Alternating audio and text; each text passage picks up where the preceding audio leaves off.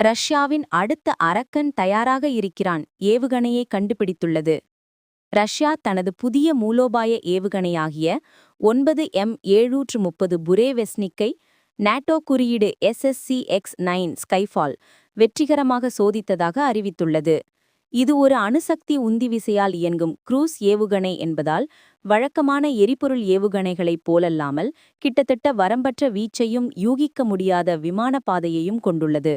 சோதனையின் போது இந்த ஏவுகணை 14,000 கிலோமீட்டர் தூரம் பறந்து 14 மணி நேரம் வானில் இருந்ததாக ரஷ்யா உரிமை கோருகிறது. இது தற்போதைய ஏவுகணை பாதுகாப்பு அமைப்புகளால் தகர்க்க முடியாதது என்று ரஷ்யா அறிவித்துள்ளதுடன் தனது அணுசக்தி தடுப்புச் சக்தியை மேம்படுத்தும் நோக்கில் உடனடியாக இதை நிலைநிறுத்த உத்தரவிட்டுள்ளது.